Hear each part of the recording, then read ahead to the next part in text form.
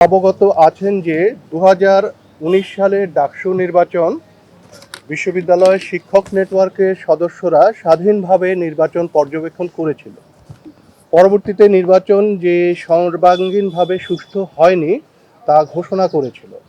সে সময়ের অভিজ্ঞতার ভিত্তিতে তখন নির্বাচন সুষ্ঠু করার ক্ষেত্রে বাধাগুলো চিহ্নিত করে সেগুলো অপসারণে তৎকালীন প্রশাসনের কাছে দাবি জানানো হয়েছিল।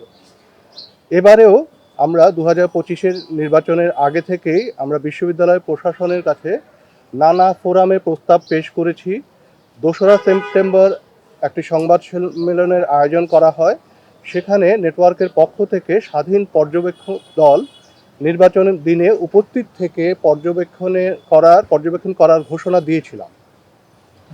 এছাড়া 2025 ডাকসু নির্বাচন কেন্দ্র করে উদ্ভূত পরিস্থিতির ভিত্তিতে 13টি দাবি উপস্থাপন করেছিলাম।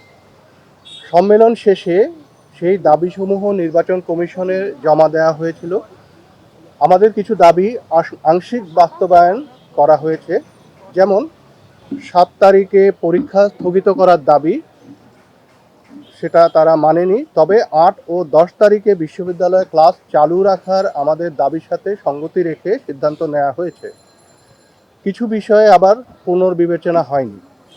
এইসব বিষয়ে উদ্ভূত পরিস্থিতিতে আমরা আরও কিছু বিষয়ে নির্বাচন কমিশনকে সতর্ক করতে চাই।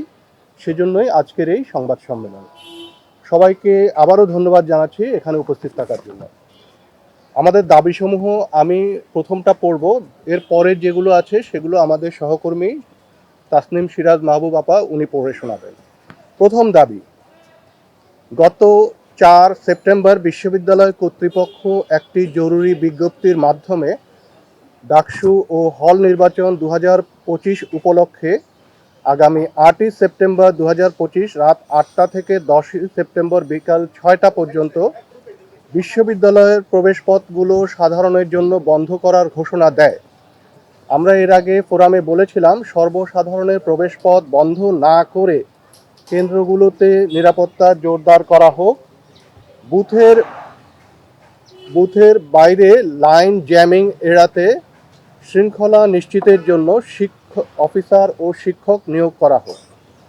আমরা আশঙ্কা প্রকাশ করেছিলাম সর্বসাধারণের প্রবেশপথ বন্ধ করলে যারা বিঘ্ন ঘটাতে চায় তাদের প্রবেশ রোধ করা যায় না, বরং প্রবেশপথ বন্ধের কারণে যে জ্যাম তৈরি হয় তাতে অনাবাসিক শিক্ষার্থীরা বা তাদের এই ভোট কেন্দ্রে আসার ক্ষেত্রে মনস্তাত্ত্বিক এবং কাঠামোগত বাধা তৈরি হয়। আমরা আরও প্রশ্ন তুলেছিলাম যাদেরকে প্রবেশ পথে আইডি দেখে প্রবেশের সিদ্ধান্ত নেওয়ার দায়িত্ব দেওয়া হয় তারা আসলে কারা।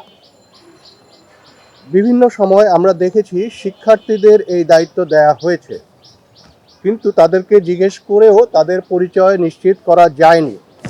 এ বিষয়ে এমনকি প্রশাসনও লিখিতভাবে কোনো জবাব দেয়নি। আমরা আবারও প্রশ্ন করছি কাদেরকে কর্তৃপক্ষ এই দায়িত্ব দিচ্ছে সে বিষয়ে আমাদের জানার অধিকার আছে, এগুলো প্রকাশ করতে হবে।